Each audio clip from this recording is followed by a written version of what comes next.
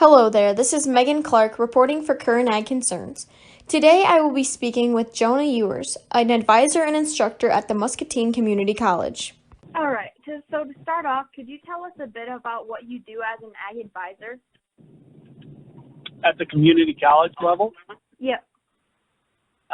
Well, my responsibilities at the community college level as an academic advisor and instructor include anything from teaching animal science and ag business courses to advising students on transfer as well as career options. I'm also in charge of recruitment for the college and the College of Ag, as well as we do have the opportunity to work with business and industry to figure out, what industry is needing from the future employees of tomorrow. So that's it in a nutshell. And what made you select this career? Well, ever since I graduated from high school, I've always kind of been drawn to the FFA side of things.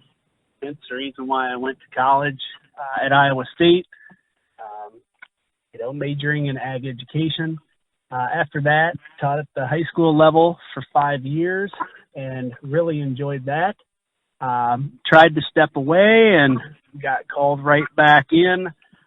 Just drawn to, students' interest in agriculture, as well as, getting to work with the youth and help develop them to their fullest potential. So that's kind of how I got back into the teaching side of things, but this time at a college level and more working with students and helping them get their foot in the door in the ag industry. Right.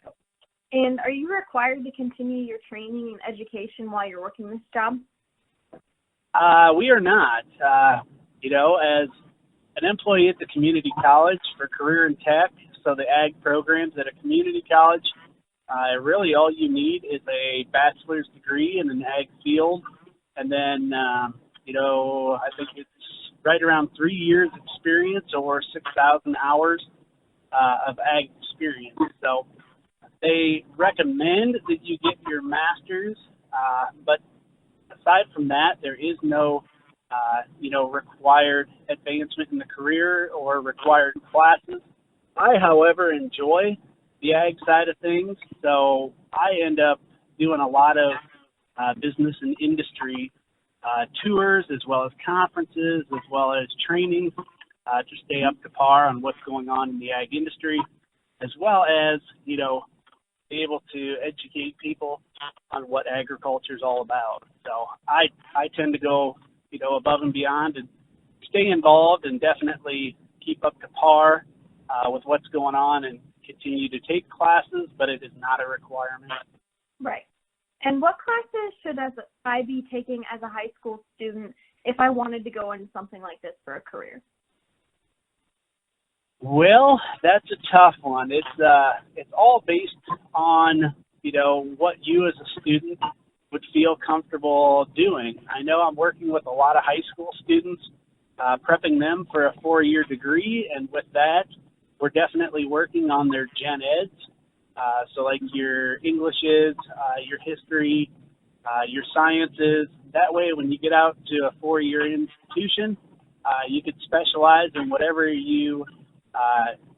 those core classes are. So for Ag Ed, if you were thinking something like that, I would strongly encourage you to take your English compositions as well as your biology and your speeches and histories while you're in high school. That way when you get to Iowa State, you can use your electives and that extra time that you've saved to definitely dive deeper into what you have an interest in and, what's going to also benefit you. So that's what I would recommend as a high schooler, that you start to look at what classes are required for that major and start to create a plan today to help you down the road. And that way you can save a little time and money.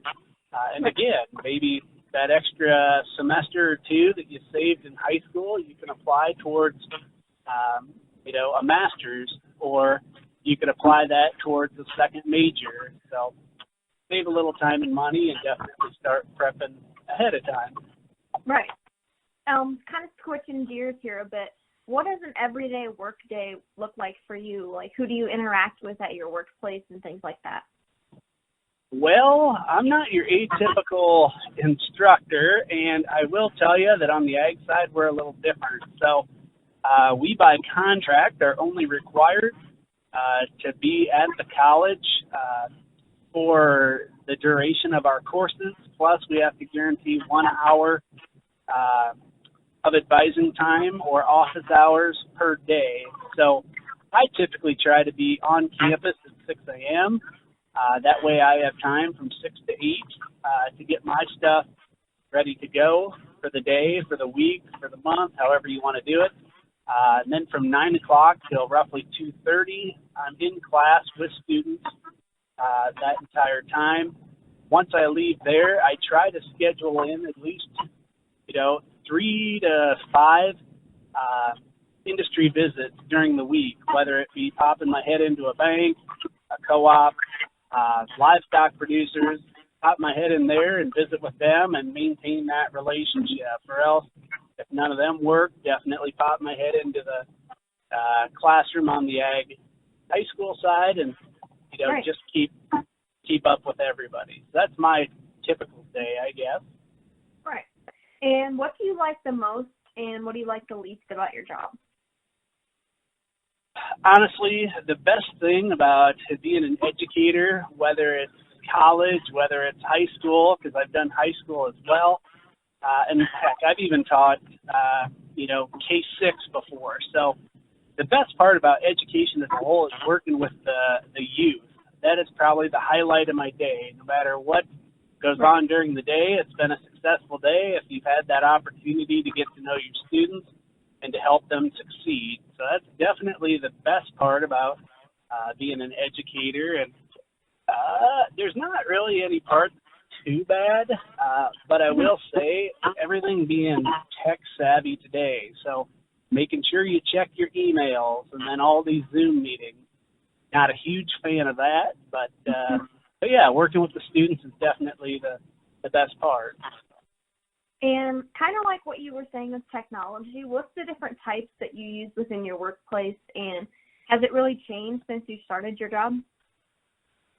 I'd say the biggest types of technology that we're seeing today is definitely, you have to be able to, work your atypical computer, whether it be, the different softwares such as like your Microsoft Office, because we do a lot of things with Excel. We do a lot of things with PowerPoint. But you also have to make sure that you check your emails and make sure that you can use that Fatebook on your computer. That's one I'm not a huge fan of. I'm more of a pencil and paper type of person. But if you can keep all your meetings organized, that's another type of technology. These Zoom meetings are becoming more and more prevalent, especially in the circumstances that we're in. So definitely being able to use Zoom or Skype. And then the other thing is just being able to access resources online. So that's the biggest part about our technology. And other than that, I do teach a precision class. So you have to stay up to date with all the precision ag equipment as well in terms of technology. So if you can get all that accomplished, you're doing pretty good. Right. What are the biggest hardships or challenges that you face in your job? The biggest challenge that I face in my job right now is,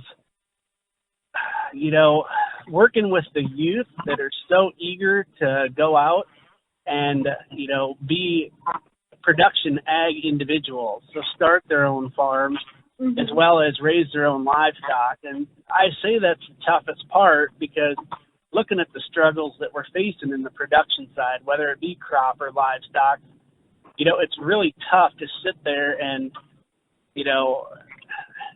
try to build these kids up and give them a bright outlook on the future when today's economy and today's markets are not really helping that. So that's probably the toughest part about my job at the moment. There's some kids that have so many dreams and ambitions, but it is really tough to get your foot in the door in terms of production ag. You have to be creative, and that's what I hope to teach all my students is find a creative way to market or find a creative, way of producing a product that's going to have a higher value. So, Right. And my last question for you today is, what is the demand for your job like right now? Honestly, it is. I guess I can't say 100% on the ag side, so I'm going to lump ag education as a whole. But if you look at ag education as a whole, whether it be high school ag, whether it be college ag, whether it be ag educators within the industry, there is a huge demand for ag educators. I know TeachIowa.com has all the high school listings, and since January 1, we've seen over 40 positions open in the state of Iowa for ag educators on the 7-12 scale of the high school. On the college side, I know we've just employed 3 within the College of Ag at Muscatine Community College, and there's 14 community colleges in the state. Business and industry, huge demand for people that can tell ag story and educate the consumer on what's going on in in the ag industry. So ag education, huge demand, a lot of opportunity, and if you like dealing with people, it's a heck of a career to get into. For sure.